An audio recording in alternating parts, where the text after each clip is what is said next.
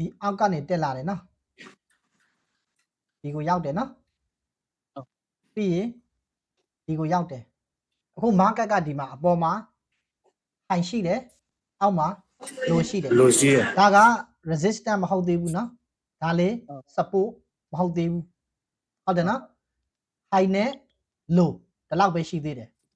အဲ့တော့နောက်တစ်ချက်အောက်ကနေပြီးတော့ဘိုင်လိုက်တယ်ပေါ့ဗျာနော်အပေါ်ကိုတက်သွားတယ်တက်သွားတော့ဒီနေရာကိုရောက်တော့အဲ့ဒီနေရာက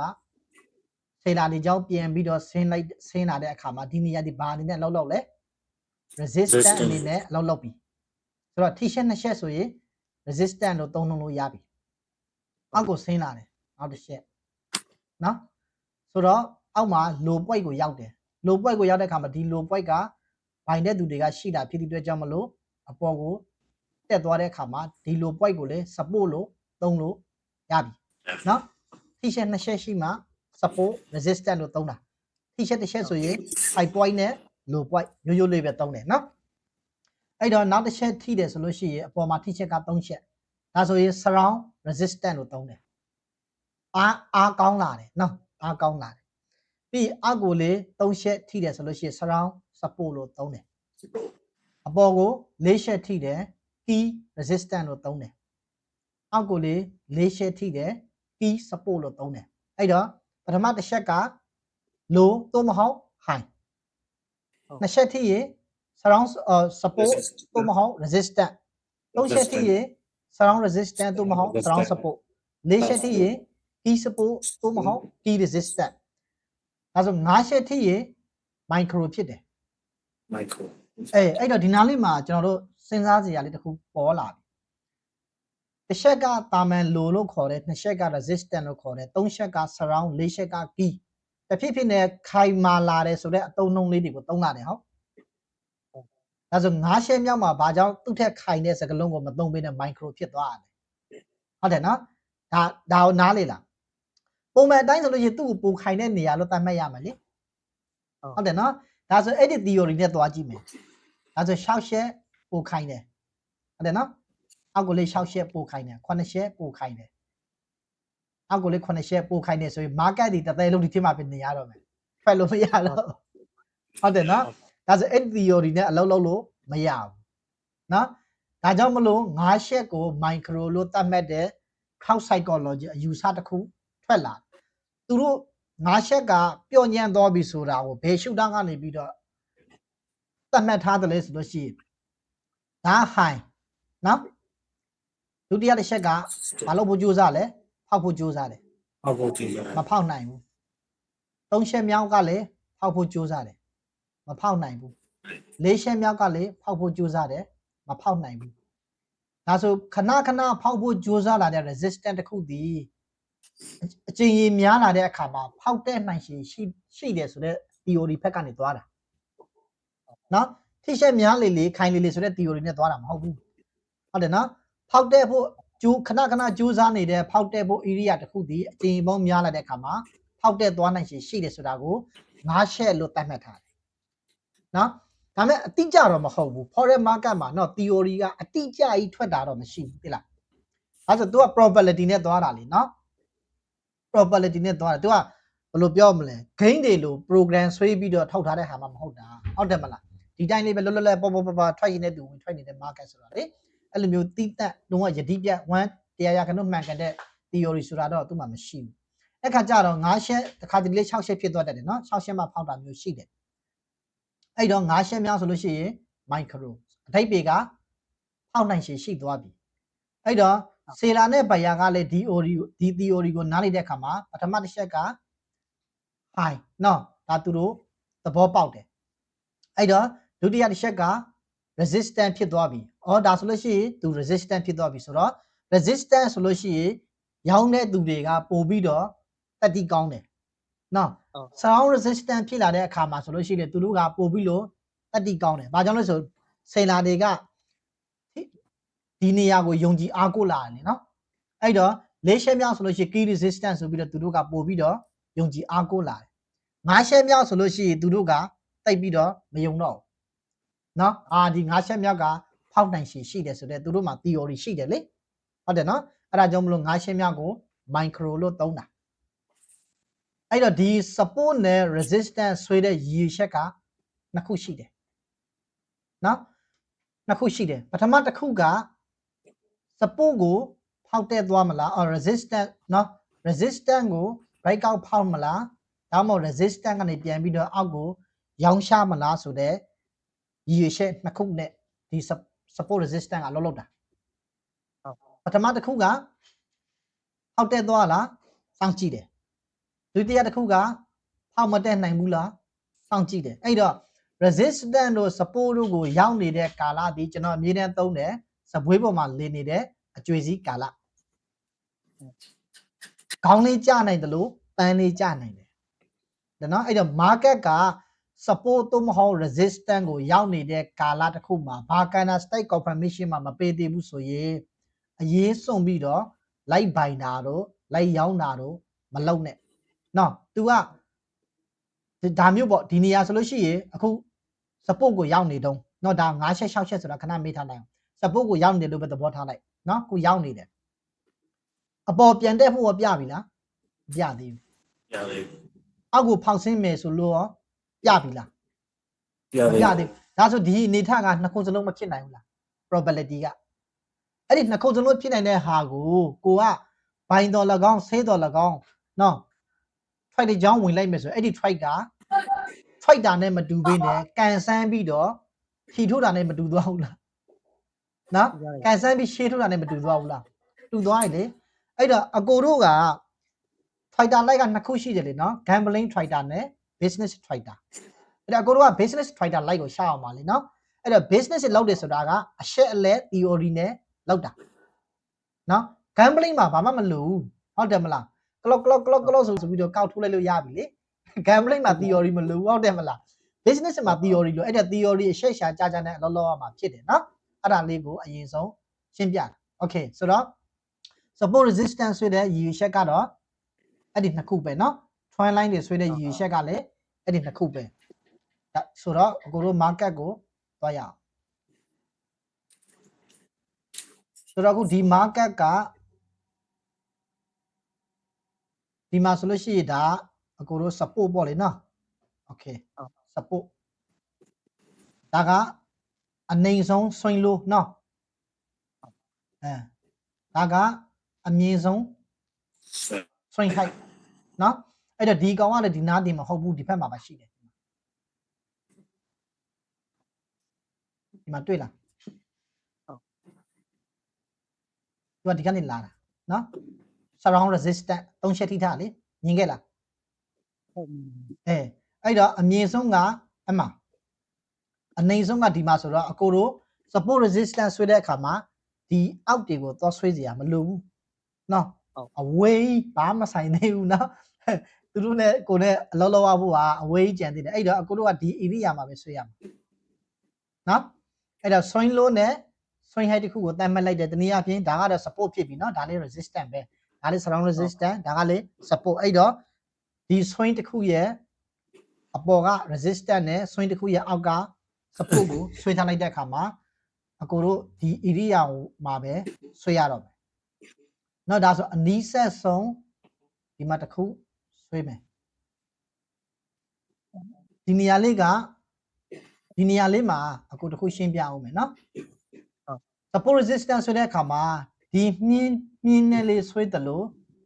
ဒီ4000ကွက်လေးနဲ့လေးဆွဲကြအဲ့တော့သူက support ဆိုတာက area တခုကိုသတ်မှတ်တာเนาะကနန်းတခုကိုတိတိကျကျသတ်မှတ်တာမဟုတ်ဘူးအဲ့တော့ဥပမာဒီဇုံဆိုလို့ရှိရင်ဒါမျိုးဆွဲလိုက်မယ်ဆိုလို့ရှိရင်ဒီ area ဒီ support မဟုတ်ဘူးလားတစ်ချက်နှစ်ချက်သုံးချက်ထိတယ်နော်သုံးချက်ထိတယ်ဒါ support ပဲနော်ဒါလို့ဆွဲလို့ရတယ်ဟုတ်တယ်နော်အဲ့တော့ကိုတို့ကအဲ့လိုမျိုးမဆွဲရှင်ဘူးဒါကိုမသုံးရှင်ဘူးဆိုလို့ရှိရင်ဒီနှင်းတစ်ချောင်းကိုပဲသုံးလို့ရဒါကတော့ကြိတ်တာကိုသုံး4000ကွက်နဲ့သုံးမဒီ4000ကွက်နဲ့သုံးမယ်ဆိုလို့ရှိရင် area တစ်ခုလုံးကိုခြုံငုံမိတယ်ဒီမြင်းတစ်ချောင်းနဲ့သုံးမယ်ဆိုလို့ရှိရင် area ကြီးတစ်ခုလုံးကိုမခြုံငုံမိဘူးเนาะအဲ့ဒါကတော့ကြိတ်တာကိုသုံးလို့ရတယ်ဒါပေမဲ့အကိုကဒီမြင်းလေးတစ်ချောင်းလေးကိုသုံးရတာကိုဘယ်လိုပြောမလဲ market မှာမျက်လုံးရှင်းနေကြည့်ရတာ နော်၄တောင်ကွက်နဲ့ကြတော့ဟိုနောက်မှလေး၄တောင်ကွက်ဒီနောက်မှ၄တောင်ကွက်ကြတော့မျိုးလုံးထစ်မှာ market ကဘယ်လိုပြောမလဲပိုက်မိနေသူလိုမျိုးကြီးနော် အေး market ကိုရှင်းရှင်းလင်းလင်းမမြင်ရတော့ဘူးအဲ့လိုမျိုးခံစားရလို့ဒီကျိုးတစ်ချောင်းလေးကိုပဲသုံးတာနော်ကိုကြိတ်တာကိုသုံးလို့ရတယ် okay ဒါဆိုဆက်သွားမယ်ဒါဆိုဒီနေရာကိုကိုတို့က support လို့သုံးလို့ support ရပြီနော် support လို့သုံးလို့ရပြီဒါဆိုလို့ရှိရင်ဒီဒါကိုဆွေးเสียကိုတို့လိုသလားဆိုရင်လိုတယ်နော်ဒီမှာဆွေးမယ် ဟုတ် အဲ့တော့ဒီနားလေးမှာဒီလိုဆွေးတဲ့အခါမှာသူက canna state မှာ spike လေးရှိတယ် body လေးရှိတယ်မလား ဟုတ် အဲ့တော့ဒီအနေထားဆိုလို့ရှိရင်ကိုတို့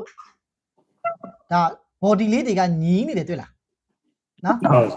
အဲ့လိုမျိုးညီးနေတယ်ဆိုလို့ရှိရင်ကိုတို့ body ကနေပြီးတော့ညီတူမျှတူဆွေးလို့ရတယ်ဘာပြဿနာမှမရှိဘူးနော်အဲ့တော့မညီညာတဲ့ကာလာလေးတွေတွေ့တော့ကိုထပ်မှန်ပြီးတော့ရှင်းပြပေးမယ်အဲ့တော့အခုကိုတို့ဒီနေရာမှာ support resistance ဆွဲတာကိုဒီနာကဆွဲရလေမှားသလားမမှားဘူးနော်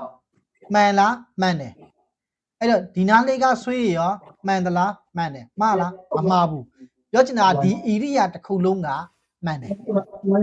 နော်အဲ့တော့ကိုကဒီတောက်ချောင်းလေးနဲ့ဆွဲတဲ့ခါကျတော့ဒီနေရာလေးတစ်ခုကိုပဲပြထားတာကိုအဲ့တော့၄တောင်ကွက်နဲ့သာသူ့ကိုဆွဲမယ်ဆိုရင်ဒါလိုဆွဲမှာပဲနော်အဲ့တော့စပိုက်ကပဲဆွဲ body ကပဲဆွဲသူ့ရဲ့ထိတဲ့ရှက်အပေါ်မှာအခြေအနေအပေါ်မှာမူတည်ပြီးတော့သွားလို့ရတယ်เนาะအဲ့ဒါကြောင့်မို့သူ့ရဲ့ area တစ်ခုလုံးကိုပဲကျွန်တော်တို့ကအကျုံးဝင်တယ်เนาะအကျုံးဝင်တယ်ဒါဆိုလို့ရှိရင်ဒီမှာထိရှက်တစ်ချက်ရှိတယ်နှစ်ချက်သုံးချက်တောင်ထိခဲ့တယ်ဒီမှာ၄ချက်ထိတယ်เนาะဒီမှာတော့ surround support ပဲဒီနဲ့ဒါနဲ့ပေါင်းလိုက်တော့ key support ဖြစ်သွားတယ်အဲ့တော့ key support ကို၅ချက်မြောက်ဆင်းလာတဲ့အခါမှာ micro ဖြစ်သွားတော့ breakout ဖောက်သွားတယ်เนาะbreakout ဖောက်ပြီးတော့ market ကအခုဒီမှာဒီနောက်ကိုလာတက်နေတယ်เนาะပြန်ဖောက်တဲ့မလားမဖောက်တဲ့ဘူးလားဆိုတာကိုကြည့်ရမယ်အကိုပြောတယ်သပွေးပေါ်မှာလင်းနေတဲ့အကျွေးစစ်ဆိုတာဒါကိုပြောတာအပေါ်ကိုဒါမျိုးထောင်တက်သွားမယ်လို့သူပြနေပြီလားပြပြီလား ပြသေးဘူး မပြသေးဘူးเนาะအဲ့တော့ဒီကနေပြန်ဆင်းတော့မယ်လို့ရောသူပြနေပြီလား ပြသေးဘူး မပြသေးဘူးဒါဆိုဒီနေရာကသပွေးပေါ်မှာလင်းနေတဲ့အကျွေးစစ်ကာလခေါင်းလေးကြနိုင်တယ်လို့ပန်းလေးကြနိုင်တယ် ကျန်တယ် အေးဒါကိုဆိုလိုတာဒါဆိုဒီအပေါ်မှာကိုတို့က sale order ဝင်လိုက်မယ်ဆိုရင်ရောအကိုတို့ business trader ဖြစ်သွားမလား gambling trader ဖြစ်သွားမလား gambling တွေတော့ gambling ပဲဖြစ်သွားမယ်နော်အဲ့တော့ဆော့စကားပြောသလို gambling ဆိုတာအရှက်လက်တွေကိုတိုက်ပြီးတော့ဂရုစိုက်တာမဟုတ်ဘူး business သမားက data အရှက်လက်နော်သူ့ရဲ့ theory နဲ့ rule number နဲ့သွားတာအဲ့တော့ business trader like ကိုရှောက်ဖို့လိုတယ်ဒါမှ long time မှာ profit ရမှာဖြစ်တယ်အဲ့တော့ကိုတို့ဒီမှာ support ဆွဲပြီးပြီဆိုတော့အခု market ကဒါကိုဖောက်တက်လာခဲ့သည်ရှိတော့နော်အကိုတို့ပြန်ပြီးတော့ကြည့်ရတော့မယ်အဲ့တော့ကြည့်ရတော့မဲ့ခါမှာဒီကနေဆင်းလာတဲ့လမ်းကြောင်းလေးကိုပဲကြည့်မယ်နော်အဲ့တော့ဒီမှာတော့တစ်ခုဆွဲလို့ရတယ်ဘာမှတန်တရားဖြစ်စရာအကြောင်းမရှိဘူးရှင်းနေတယ်နော်တပေတုတ်ပတန်မှတ်မိတယ်မလားအပေါ်ကလောက်လေးကိုရလို့လေအေးဒါကြီးကကိုတို့ supply zone နော်supply zone ကြီးတစ်ခုကြံတယ်ပြီးရင် supply zone ကဒီမှာလေးတစ်ခုကြံတယ်နော်ဒီမှာ imbalance ရှိတယ်အဲ့တော့ဒါလေးကကြတော့အကိုတို့ high level တစ်ခုအနေနဲ့ရှိနေတယ်အကယ်၍ market ကနော်အကယ်၍ market ကဒီကနေပြီးတော့တက်လာတယ်တက်လာပြီးတော့ဒီ high level ကိုရောက်ပြီးတော့ဒါမျိုးဆင်းသွားမယ်ဆိုလို့ရှိရင်ဒီနေရာဒီ resistance တစ်ခုအနေနဲ့အလုပ်လုပ်တာဖြစ်တယ်နော်အဲ့လိုမျိုးသွားမယ်အဲ့တော့အခု support resistance ဆိုတာကအဲ့ဒီအနေထားမျိုးလေးနဲ့အကိုတို့ဆွဲတာเนาะဒါဆိုလို့ရှိရင်အကိုတို့နောက်ထပ်4 hour ကိုဆင်းပြီးတော့နောက်ထပ်ဆွဲကြည့်ရအောင်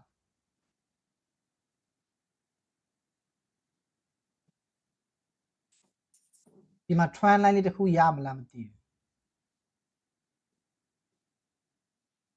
ရတယ်เนาะဒီမှာ trend line လေးတစ်ခုရတယ်အဲ့တော့ဒီမှာ t-shirt တွေရှိတယ်เนาะဒီမှာ t-shirt တွေရှိတယ်ဒီမှာလည်း t-shirt တွေရှိတယ်အဲ့တော့ trend line ဆွဲတဲ့ရည်ရွယ်ချက်ကနှစ်ခုပဲနော်တစ်ခုက breakout ကိုကြည့်ဖို့အတွက်ဆွဲသလိုနောက်တစ်ခုက trend line ကိုထိပြီးတော့ trend line ကဒါ down trend line ဆိုရင်အပေါ်ကပဲဆွဲတယ်နော်အောက်ကမဆွဲဘူးနော်အဲ့တော့ down ဒါ trend line ရဲ့ resistance တော့ market ရဲ့အပေါ်မှာဟုတ်နော် down trend line ရဲ့ resistance အဲ့တော့ resistance အနေနဲ့ trend line resistance အနေနဲ့လုံးလုံးမလားဒါမှမဟုတ် trend line ရဲ့ resistance ကို break out ဖောက်မလားဒီနှစ်ခုကိုသိရှင်လို့ trend line ဆွဲတာနော်တချို့ trend တွေက line ဆွဲလို့မရဘူးနော် market က air trend ဆိုလို့ရှိရင်ဥပမာဒါ down trend ဆိုလို့ရှိရင် lower low နဲ့သွားနေတယ်နော် higher low နဲ့သွားနေဒါဆိုလို့ရှိရင် trend ပဲတိုးတော်လေတချို့ trend တွေက line ဆွဲလို့မရဘူးနော်ရှင်းနေဘူးဖိုင်တွေကဘယ်လိုပြောမလဲတန်းမနေဘူးလေနော်အဲ့လိုမျိုးဆိုလို့ရှိရင်လေ trend line ဆွဲလို့မရပြီပဲ trend market ဟုတ်တယ်နော် okay ဒါဆိုကိုတို့ဖို့အောင်မှာတစ်ချက်ပြန်ပြီးတော့ဆွဲမယ်ဆိုရင် market ကဒါက low point နော်ဒီနေရာကတော့အကိုတို့ resistance တစ်ခုအနေနဲ့သုံးလို့ရပြီနော်အဲ့တော့ဒီနေရာကလည်းအဲ့တော့ခု market ကနောက်ဆုံးကြံခဲ့တဲ့ high ကဒီ high နော်နောက်ဆုံးကြံခဲ့တဲ့ high ကဒီ high အဲ့တော့ခု lower low နဲ့ဆင်းလာတယ်နော် lower high နဲ့ဆင်းလာတယ်ဒါဆိုဒီ high ကို market က break out ဖောက်သွားမယ်ဆိုရင်ဒီ high ကဘာ high ဖြစ်မလဲ higher high higher high မဖြစ်ဘူးလားဖြစ်တယ်နော် ဟုတ် higher high ဖြစ်တယ်ဒါဆိုလို့ရှိရင် market က down trend မှာရှိနေသေးလား မရှိတော့ဘူး မရှိတော့ဘူးနော် higher high လောက်သွားပြီ higher high လောက်သွားပြီဆိုလို့ရှိရင် market ဒီ trend တစ်ခုဖွင့်ဖို့အတွက်ပထမခြေလမ်းစပြီအဲ့လိုသုံးလို့ရတယ်နော်အဲ့လိုမျိုးလေးသွားတာအဲ့တော့ကို market နောက်တစ်ခုကိုတင်ပြမယ်နော်အဲ့တော့ JBP USD market ကိုကိုတို့ support resistance လေးတွေဆွဲမယ်နော်ဆွဲမယ်ဆိုရင်သူ့ရဲ့အကြီးဆုံး swing height ကဒီမှာပြီးရင် swing low ကဒီမှာနော်အဲ့တော့ market ကဒီထက်မှာမလား ဟုတ်ဟုတ်တယ်နော်ဒီထက်မှာအဲ့တော့ဒီထက်မှာဆိုလို့ရှိရင်အခုဒီ market ရဲ့အနေအထားကိုကိုတို့ support resistance လေးတွေနော် swing low တွေ swing height တွေဆွဲမယ်ဆိုရင်အခုဘေးကနေစဆွဲမလဲဆိုလို့ရှိရင်ဒီကနေစဆွဲရမယ်နော် ဟုတ် ဒီကနေဆွဲမယ်ဒါက swing low နော် ဟုတ် ပြီးရင်ဒါက support ဟုတ်တယ်နော် support ဒီဘက်ထိဆွဲလို့ရတယ်နော်ဒီမှာဒီထိဆွဲလို့ရတယ် okay အဲ့ဒါဒီနားလေးမှာကိုစောစောကရှင်းပြလိုက်ဒီနားလေးမှာဒီမှာဆိုရင်ဒီ swing low ရဲ့ body နာကတ်ဆွဲမယ်နော်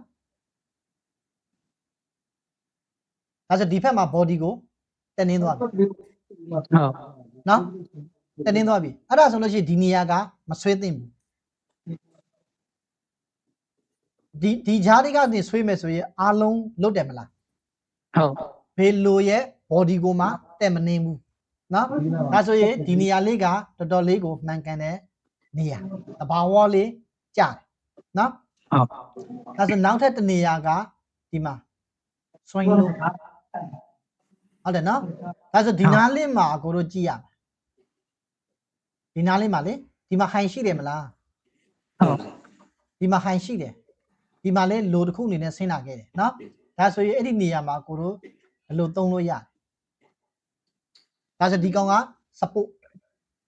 ဒါက support ဒါက swing low ဒါက swing low နော်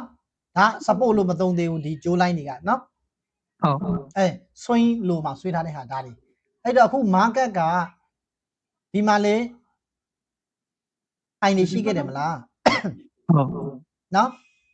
အဲ့ဒီမှာလဲ high နေရှိခဲ့တယ်ဆိုတော့အခုဒါကိုလာထောက်ပြီးတော့ market ကအပေါ်ကိုသွားနေတယ်ဒါဆိုလို့ရှိရင်ဒီနားလေးမှာတစ်ချက်ကြည့်လိုက်မယ်ဒီကက်ရက်လေးမှာကိုကျိုး36တောင်ဖြစ်သွားတယ်မလား ဟုတ် နော်ဒါဆိုရင်ဥပမာဆိုပါစို့ဗျာဒါဆိုကိုတို့စဉ်းစားကြည့်မယ်ဒီကျိုးကိုဖောက်ရင်လေရောင်းလို့မရဘူးအောက်မှာတစ်လိုင်းရှိတယ်ဒါကိုဖောက်ရင်လေအောက်ကလိုင်းနဲ့ထပ်ကတ်တယ်ဆိုတော့ဒီတစ်လျှောက်လုံးကိုတို့ရောင်းလို့မရတော့ဘူးထိုင်ကြည့်နေရမယ့်သဘောဖြစ်သွားပြီနော်အဲ့လိုမျိုးဆိုလို့ရှိရင်ဒီနားလေးမှာကိုတို့အရေးပါတဲ့နေရာလေးတွေကိုလိုက်ကြည့်လို့ရနော်ဒါဆိုကိုတို့ဒီ line ကိုဖြတ်လို့ရ နော်ပြီးလို့ရှိရင်ဒီ line ကိုလေဖြတ်လို့ရ ဟုတ် နော်လောလောဆယ်အလုံးလောက်ခဲ့တာဒီနေရာကောင်းကောင်းအလုံးလောက်ဒီမှာအချိန်ပေါင်းများစွာဖောက်ဆင်းဖို့ကြိုးစားခဲ့တွေ့လားဖောက်ဆင်းတယ်အပေါ်မှာပိုက်တယ်ဖောက်ဆင်းတယ်အပေါ်မှာပိုက်တယ်ဖောက်ဆင်းတယ်အပေါ်မှာပိုက်တယ်ဖောက်ဆင်းတယ်အပေါ်မှာပိုက်တယ် body ကအောက်မှာမကလို့နိုင်ဘူးအပေါ်မှာပဲပိတ်ပိတ်သွားတဲ့ခါကျတော့ဒီနာလေးမှာတော်တော်လေးကိုဝေတဲ့သူတွေကရှိနေခဲ့တဲ့ခါမှာဒီနေရာလေးကိုပဲအကိုတို့ဗဟိုပြုတ်လို့ရတယ်နော်အဲ့တော့ဒီ mind supply နဲ့အသေးစိတ်ကြည့်မယ်ဆိုရင်ဒီနေရာလေးဒီအနီတုံးသေးသေးလေးကဒီ mind zone လိုင်းစုံ အဲ့တော့ဒီမှာ market ရဲ့ structure ကိုဖတ်မယ် market ရဲ့ structure ကိုဖတ်မယ်ဆိုလို့ရှိရင်အခုဒီ market ကဘာထွက်လဲအထွန်းနော် အထွန်း သူ down trend ပြောင်းမယ်ဆိုဘာကိုဖောက်အောင်မလဲဒီ support ကိုဖောက်အောင် support ဒီ support ကိုဖောက်မဆင်းမရှင်းသူဒီအထွန်း ဟုတ် နော်ဒီ support ကိုဖောက်ဆင်းသွားမှာ trend ကအကိုတို့ရှိန်တယ်လို့သုံးလို့ရမယ်နော်အဲ့တော့ market ဒီအထွန်းမှာပဲရှိသေးတယ်support resistance လေးတွေကိုအကိုတို့ကအဲ့လိုမျိုးလေးသုံးတာနော် ဟုတ်